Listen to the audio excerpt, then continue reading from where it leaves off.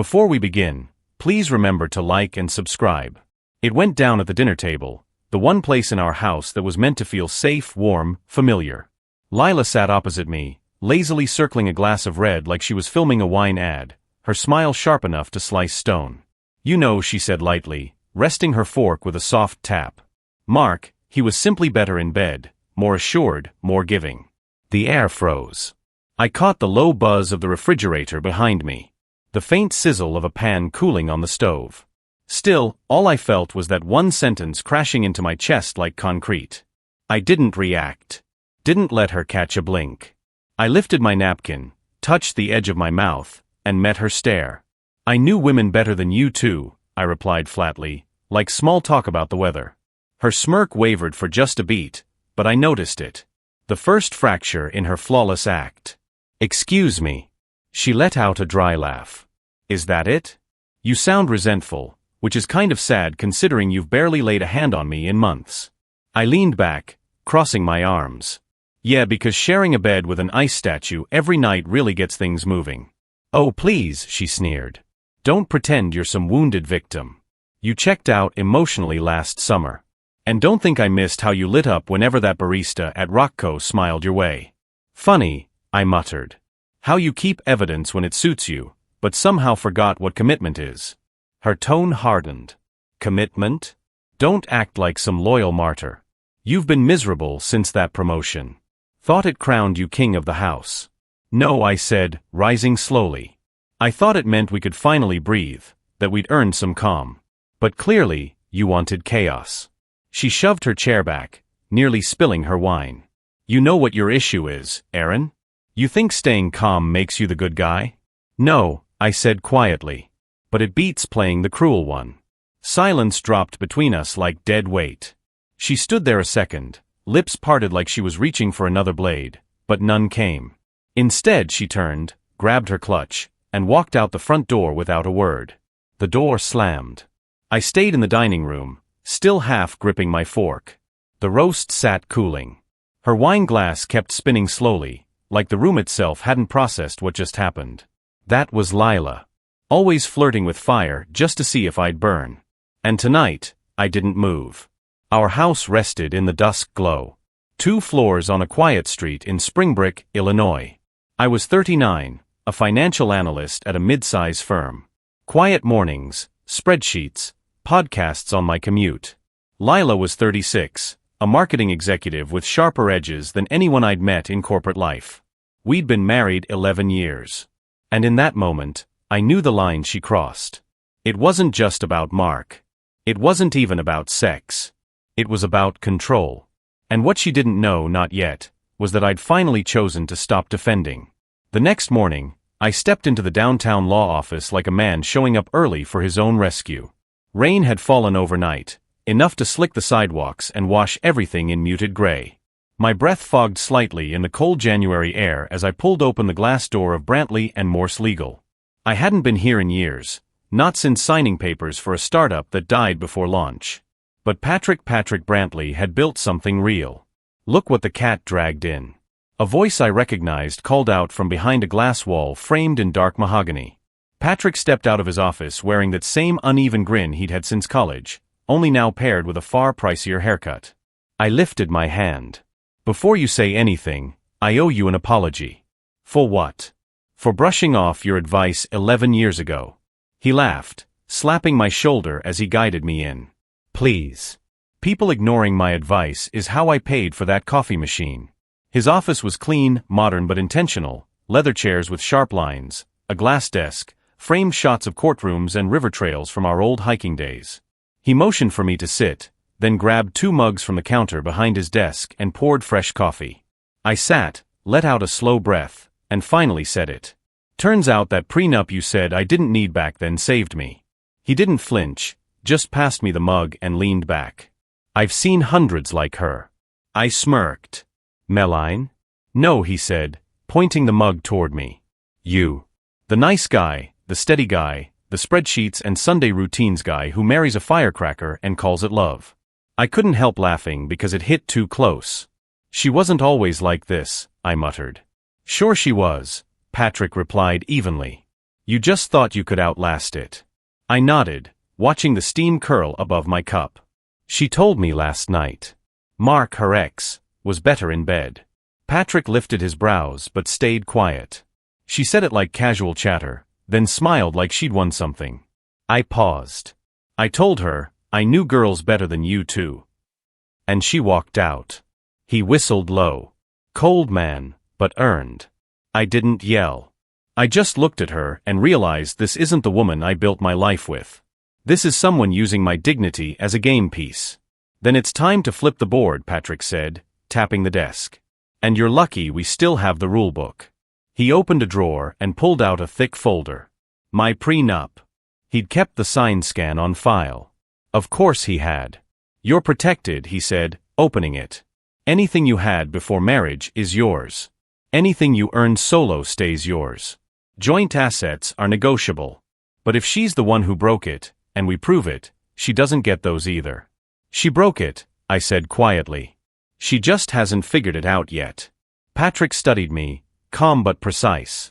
So do you want this quiet, or loud? I didn't pause. Quiet for now, but final. He nodded, already typing. I'll set up a trust, start untangling accounts, clean and legal.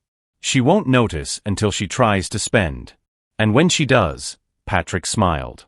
That's when we use the infidelity clause. If she cheated, she walks away with nothing. I nodded, gripping the mug tighter. Then we confirm it. And if she did, I want her to feel it. Not through anger, through silence, through accuracy. Patrick leaned back, pleased. Welcome to the game. Let's make her regret underestimating the quiet guy. That afternoon, I pulled into the driveway the way I always did, slow, unnoticed. From the curb, nothing looked different. Our red brick colonial sat still under the gray sky. The porch lights were still on from Lila's carelessness the night before. A recycling bin lay tipped by the wind. My coat hung neatly on its hook just inside. The faint scent of her vanilla candles lingered. But inside me, everything was different. I hung my coat, loosened my tie, and walked into my home office with the same calm I always carried. Nothing about me looked like a man preparing for war. That was the point. I sat, opened my laptop, and logged into our joint account. The screen blinked. The numbers loaded. Our shared life boiled down to figures and decimals. Lila had never cared much for managing money. She could light up a room full of clients, sell a pitch like magic, but to her the bank was just somewhere a card always worked. I managed the bills, the ledgers, the taxes. I always had, quietly, methodically. Today, that patience had a different use. I opened a second browser tab. The private trust Patrick had created just hours earlier. Already active, already legal, already in my name alone.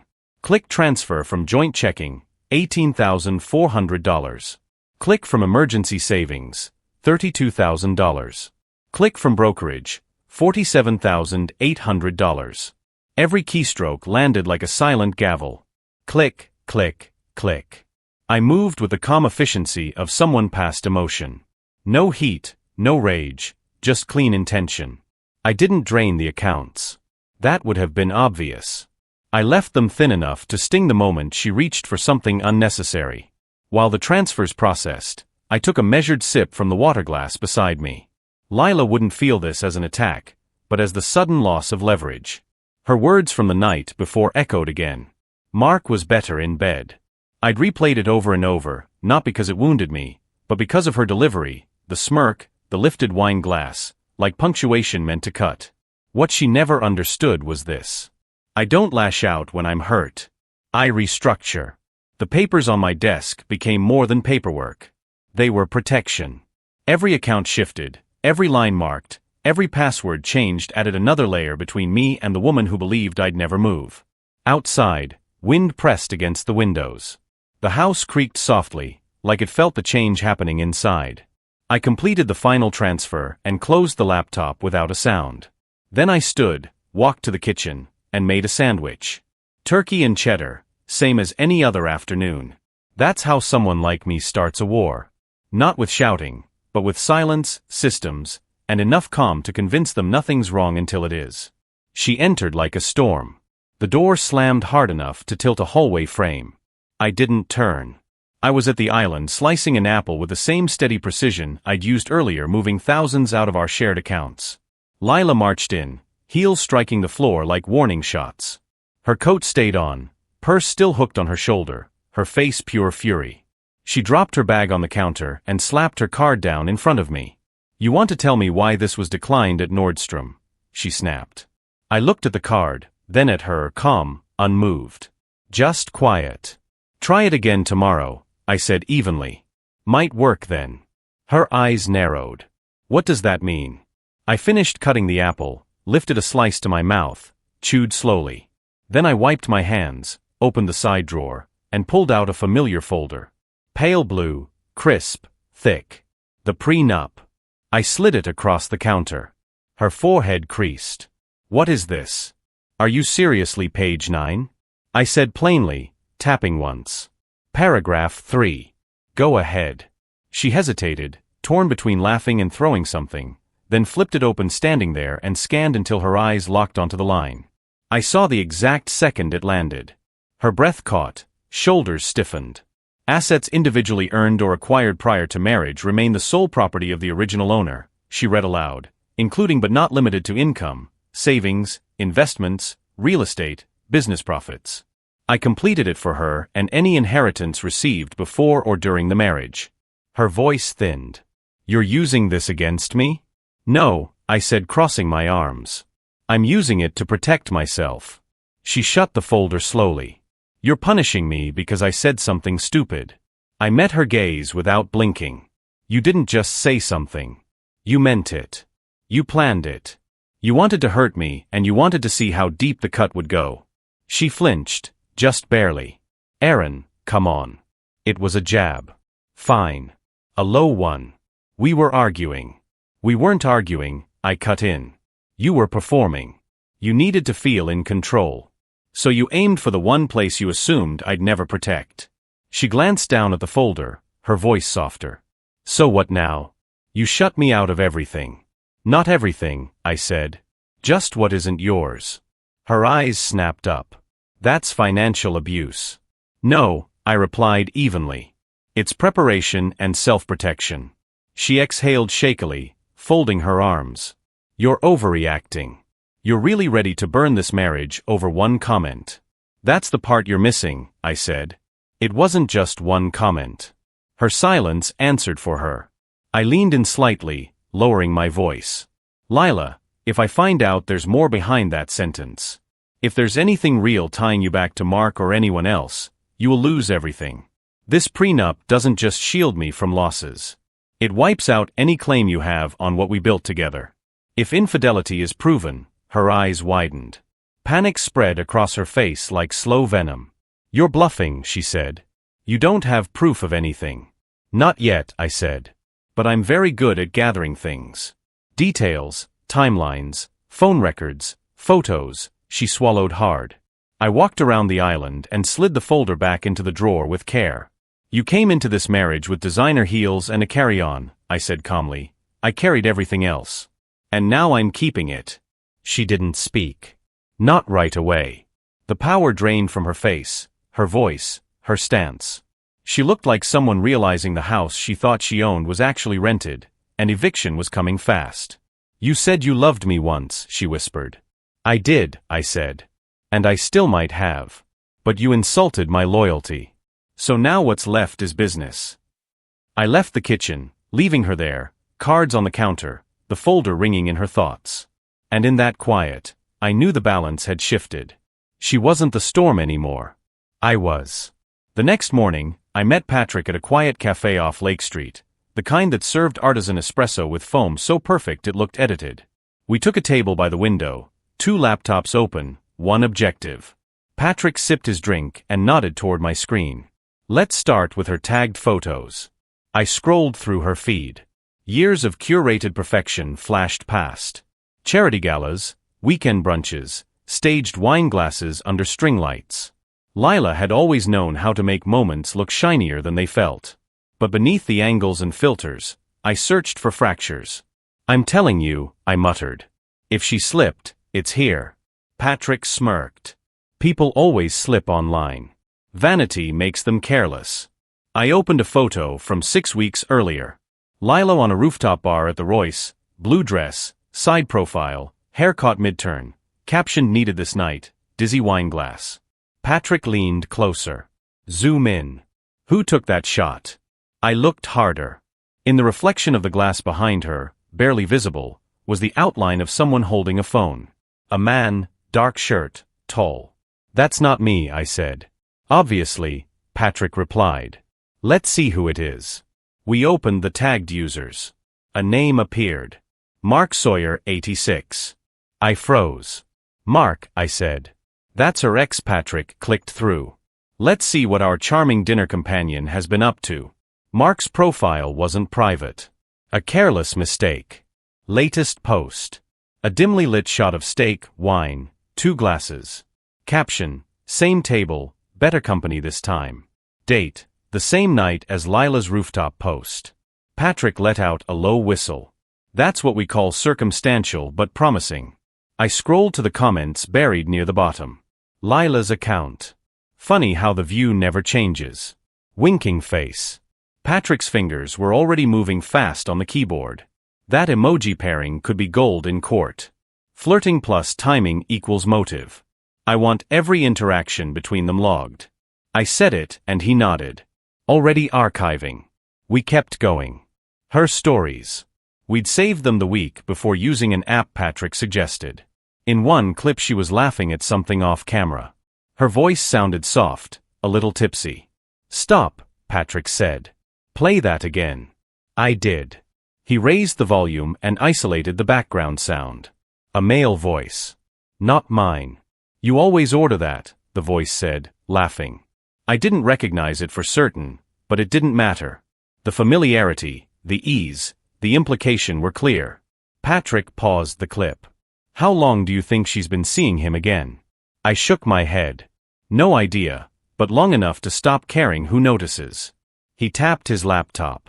I've screen recorded all of this. Metadata preserved.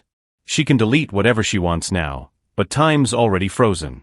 I leaned back, fingers interlaced. She said I was cold. That I checked out. Patrick gave a dry chuckle. Funny how once you get smart, they start rewriting the past. We kept digging. Photo tags, mutual follows, comment likes. I was surprised how quickly a pattern formed, a trail of digital arrogance. 3 weeks ago, Lila dropped a fire emoji on Mark's gym mirror selfie. 2 weeks ago, she liked his beach post captioned, could get used to this view.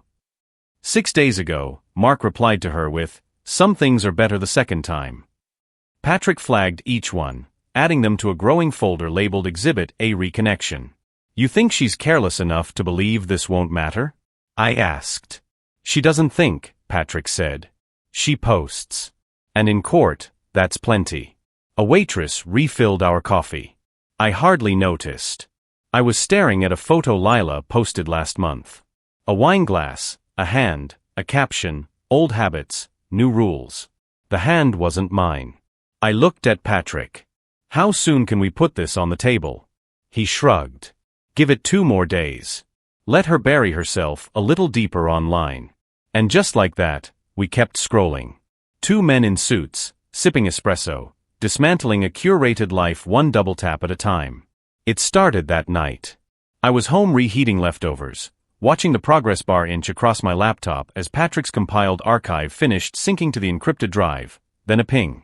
Patrick, check her Instagram now. I opened the app and tapped her profile. Gone. Not completely, just stripped. More than half the photos deleted, captions rewritten, comments wiped, flirty emojis swapped for bland phrases like fun night and love this place. A carefully built illusion was collapsing in real time. Another ping. Patrick, she's panicking. Damage control texts 2. 3 rushed replies to Mark's posts in under 5 minutes. I typed back, she knows we're close.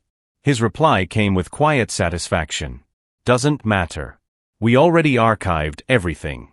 I leaned back, watching as Lila switched her account from public to private right in front of me. Her follower count slid downward. Her bio was edited. Even her profile photo vanished, replaced with some generic stock-style flower, like acting like a stranger online could wipe away the trail she'd already left. But it was far too late. Lila never understood how men like me fought quietly. She thought strategy was manipulation. That composure meant weakness. That silence meant surrender. She never stopped to consider that the man who paid the bills, monitored statements, and controlled the Wi-Fi password might also know how to assemble an airtight legal plan. I stared at her ghosted profile, the screen now reading, "This account is private." And I smiled. Across town, Patrick was already sorting files by relevance. Photos, metadata, captions, timestamps, context, bundled and labeled, ready to be laid out in court like a digital autopsy. A message from him popped up. "You want me to send her a little note? Let her know it's over." I typed back, "No, let her sweat. Let her sit in the silence for once.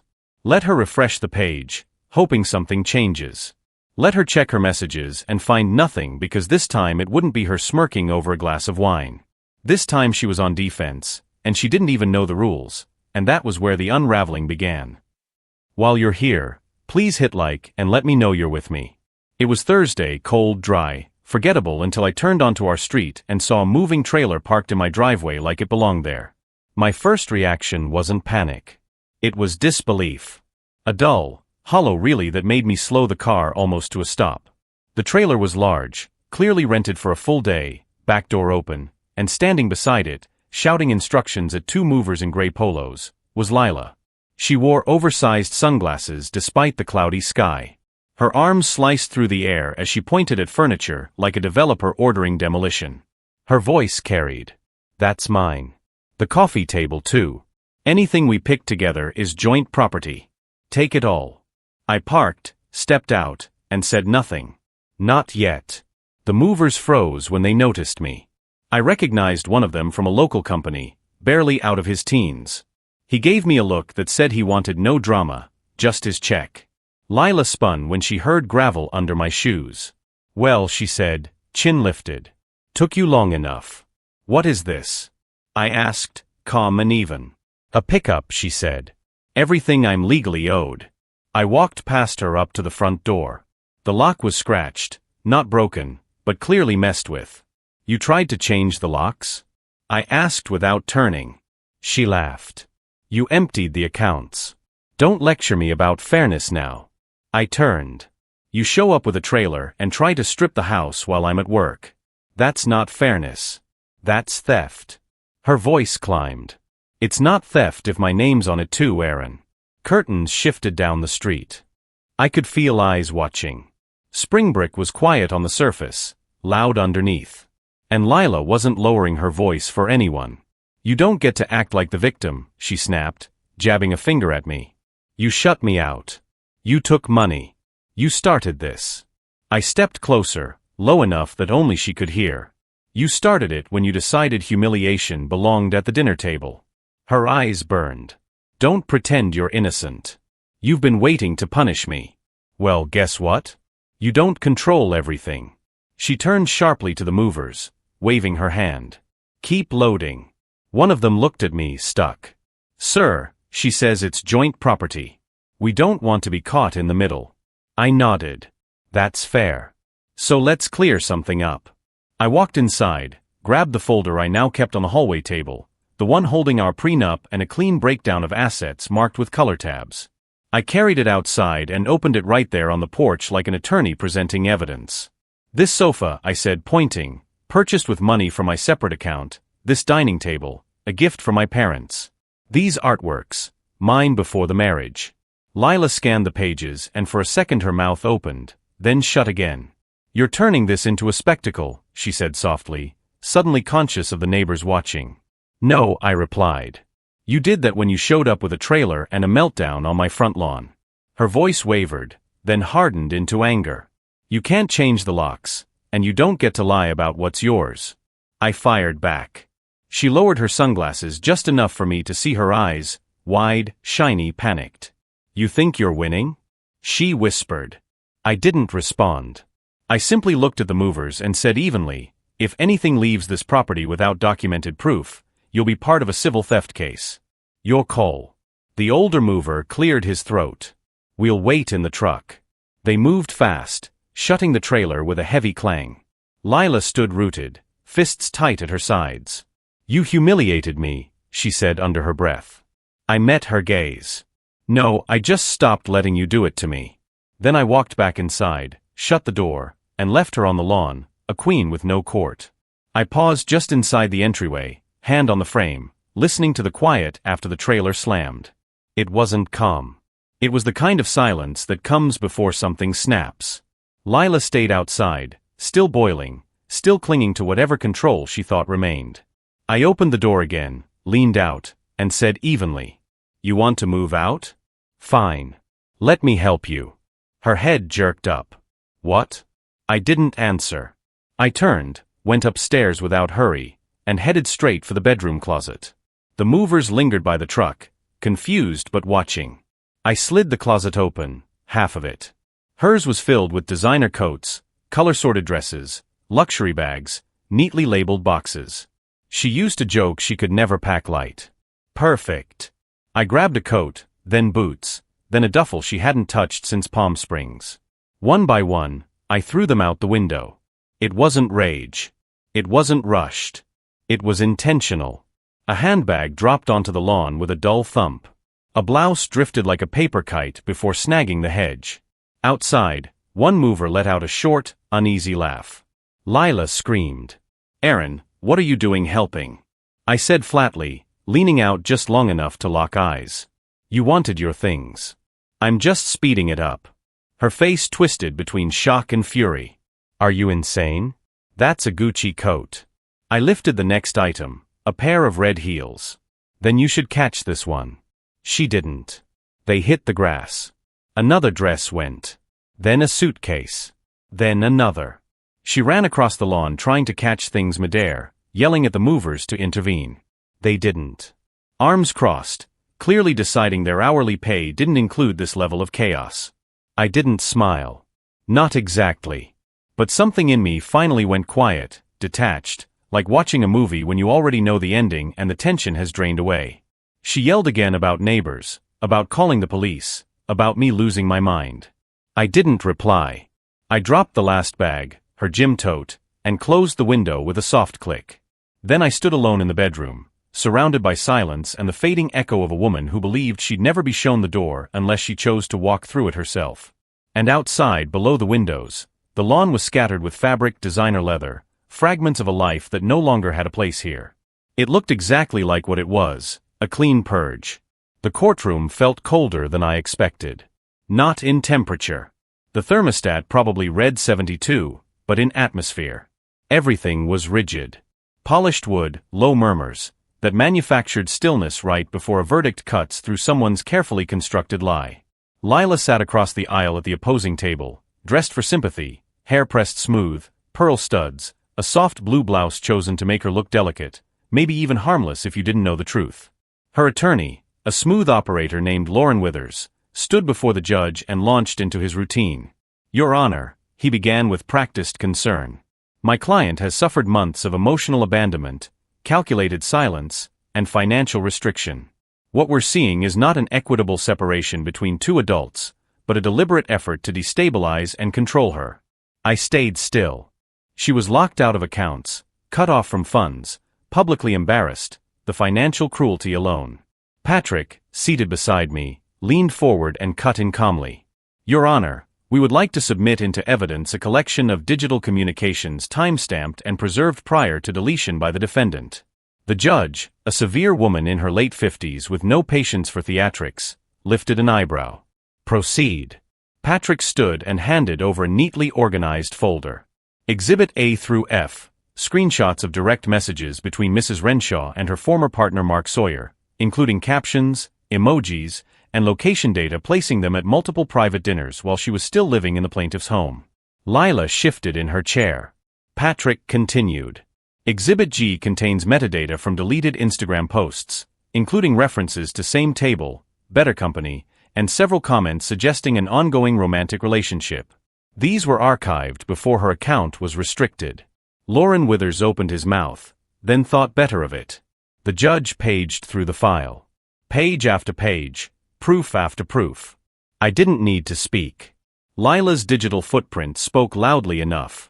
And Exhibit H, Patrick added smoothly, includes a detailed record of all financial transfers from my client's private account into a trust fully compliant with a prenuptial agreement signed and notarized 11 years ago, which my client entered at the defendant's urging. The judge placed the file down and looked directly at Lila, who sat frozen. "Mrs. Renshaw," she said crisply, "do you contest the authenticity of these messages?" Lila's voice barely carried. "They were just conversations. Were you or were you not romantically involved with Mr. Sawyer during your marriage?" Her throat tightened. It wasn't serious." The judge nodded once. "That wasn't the question." Silence filled the room. Patrick leaned back, fingers interlaced. Lauren Withers rose, but resignation had already drained him. "Your Honor," he said quietly, "I request a brief recess to consult with my client." "No need," the judge cut in. "This court finds Mrs. Renshaw in violation of the prenuptial agreement due to infidelity and deception. Any claim to marital assets is therefore void.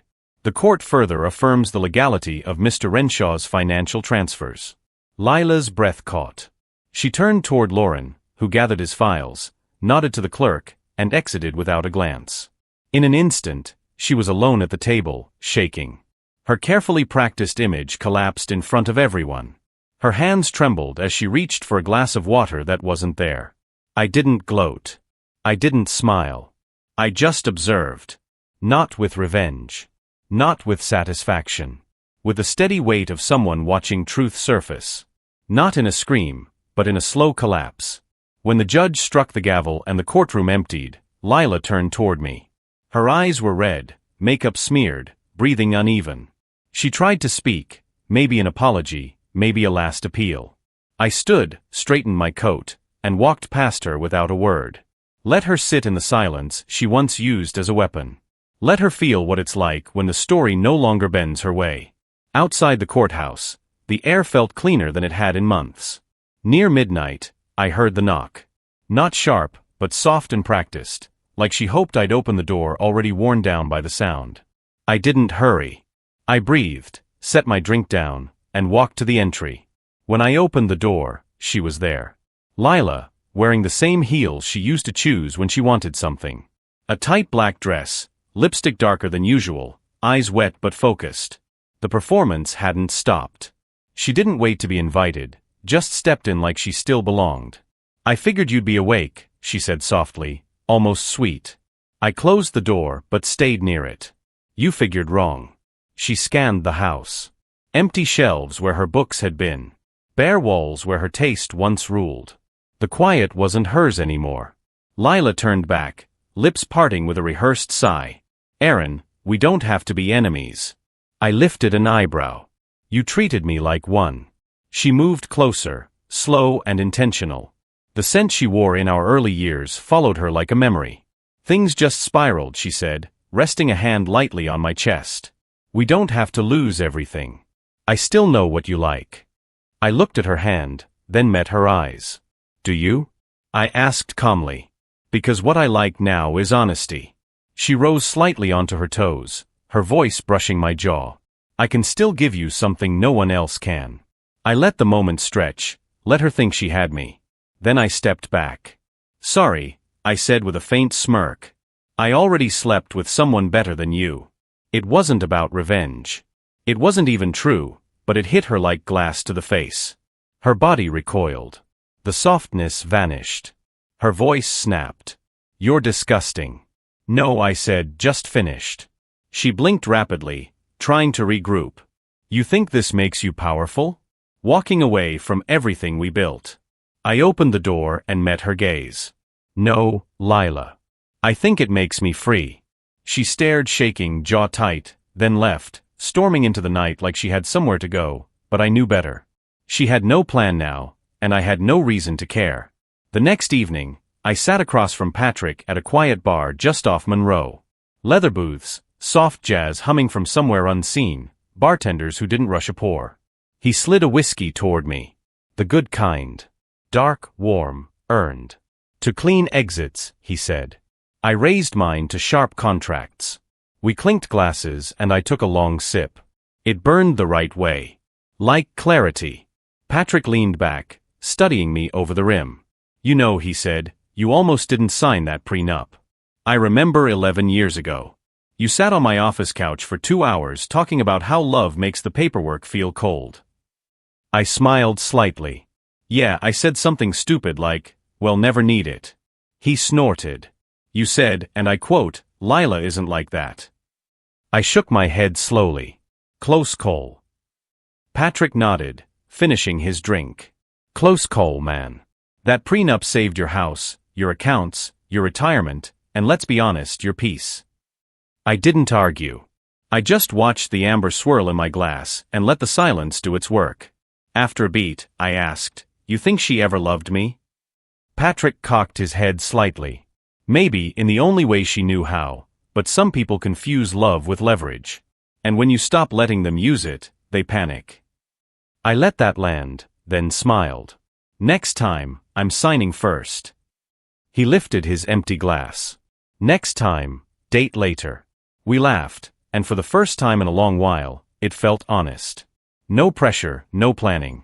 Just the truth that sometimes getting through something teaches you more than any blueprint ever could. And that earned silence is better than any win. That's where my story ends. Lila came to my door one last time, trying to drag us back into something she'd already destroyed. What stayed with me more was how her attorney left that courtroom without even putting up a fight. Did he walk because he knew she was wrong, or because some fights aren't worth it? Tell me what you think in the comments. And if this story hit close to home, like, comment, and subscribe for more.